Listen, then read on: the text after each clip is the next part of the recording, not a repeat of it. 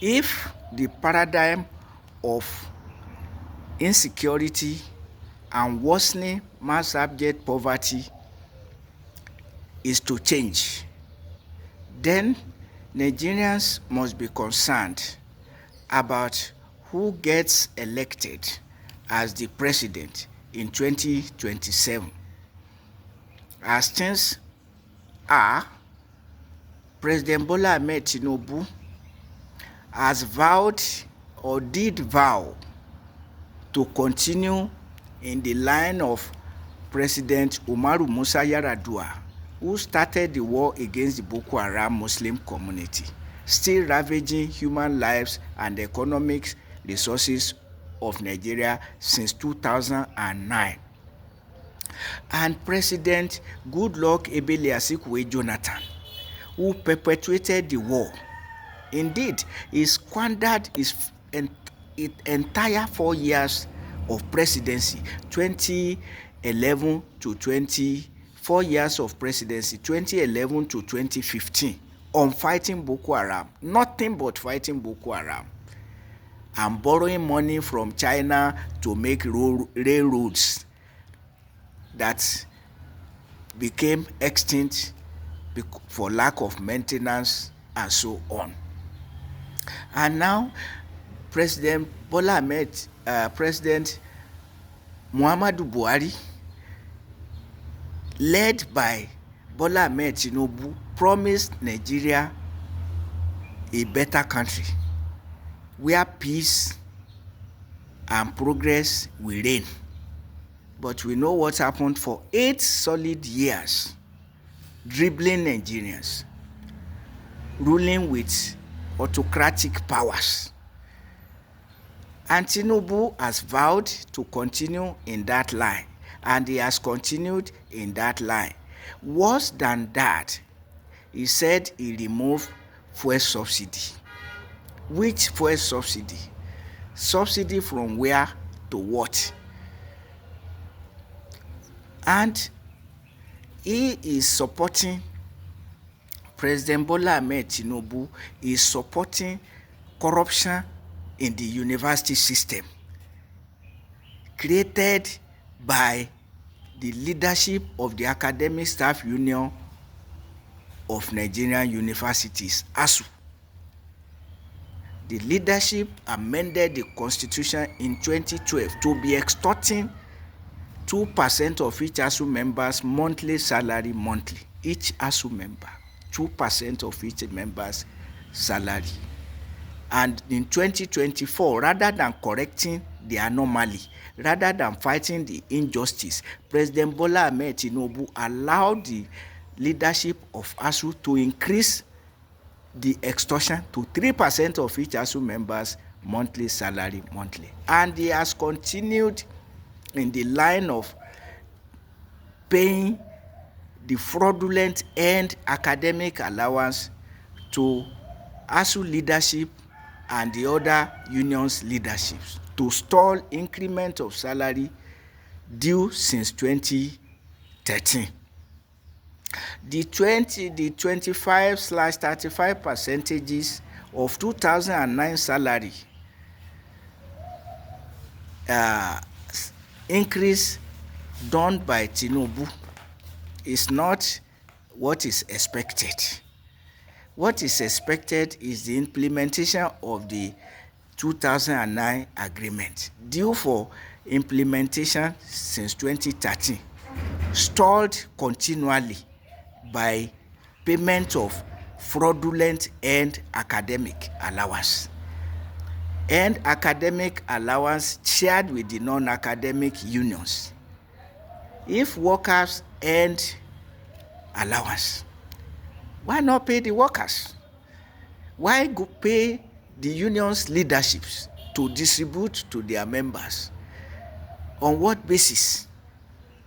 So all this corruption in government, in the university system, has continued unabated. Tinubu himself has removed subsidies from basic necessities of life to be floating fraudulent palliative schemes.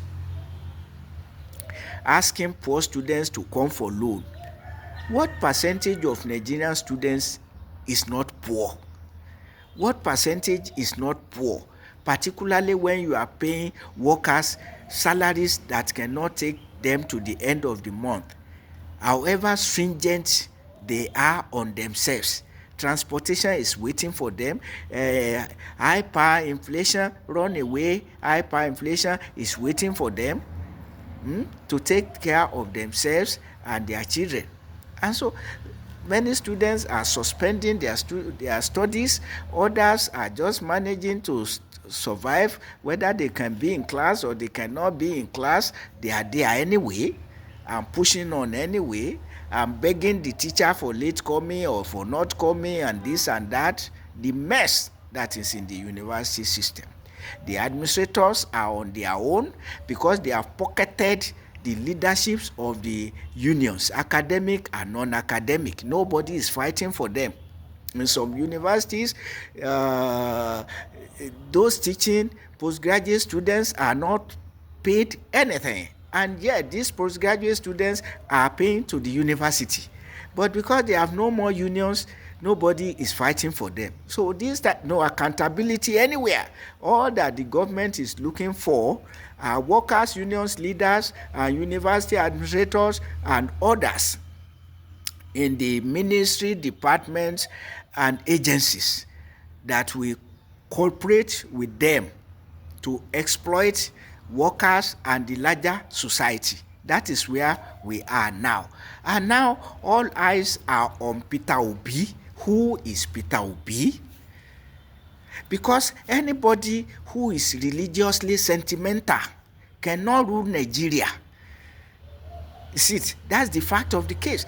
Peter Obi was as honest financially as to leave behind a lot of money which he thought he saved for Anambra State.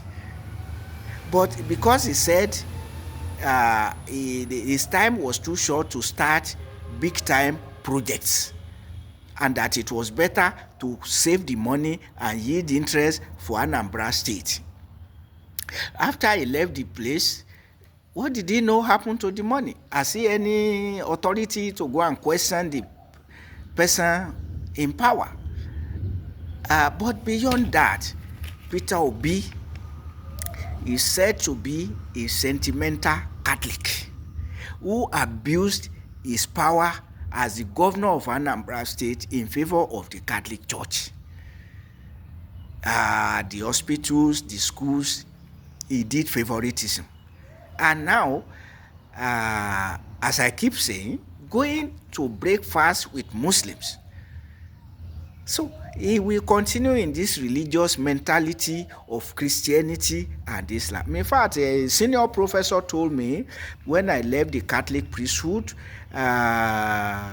and that I'm no longer a Catholic or a Christian. He said, no, you either join another church or you find your own church. That's a senior professor. So the mentality of an average Nigerian is that you are either a Christian or a Muslim, or you are nobody. Even senior professors in the university system. And now you have a student, a presidential candidate who is in for, he went to Rome when the Pope, for the funeral of Pope Francis. He went to Rome for the inauguration of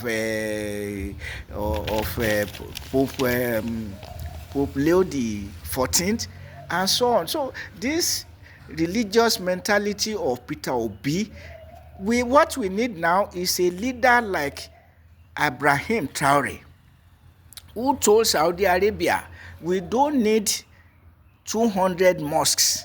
Put that money into our schools, into our industries, so that we can become developed, so that our children can measure up to other children in developed countries. We have more than enough mosques in our country. So that is the type of somebody we need, not somebody who will be focusing on Christianity and Islam, as Peter Obi is doing. I'm very, very concerned about that, because this continuation of war against Boko Haram, protection of herdsmen terrorists, disturbing life in agrarian communities is a sin against humanity, promoted by people who are fanatical about Christianity and Islam. I don't see how it can be said that Obi is not fanatical about Christianity and Islam, and we must be very concerned about that. If 2027 we bring a better list of life, it should not be somebody whose priority is Christianity and Islam. We have seen example in Donald Trump of America. He was praising Jesus of Nazareth, that Jesus is in control, and Christians were hailing him. After he got power, what has he done? He messed up the case of the war between Russia and Ukraine. He's messing up the war in Gaza after praising Jesus to get elected. He forgot all the promises he made to end the war within 24 hours. We could not even see, because he didn't make any effort towards that end, even if he would fail. The moment he started to make effort, it was to be supporting a dictator like himself, Vladimir Putin. So where are Christians now to call him to order? So we need to be very careful who we elect. What value does he represent? It's very, very important. It's very, very important. Yes, Obi is talking fantastically about how economy should be run, about peace, but as long as he's going to break fast with fasting Muslims hypocritically, where do you place him? It's not something we should gloss over. Where do you place him? As a lay Catholic, he was in Rome for Pope Francis. He was in Rome for Leo XIV, like other world leaders, as a layman. So when he becomes the president, is that when you will tell him not to go for such things?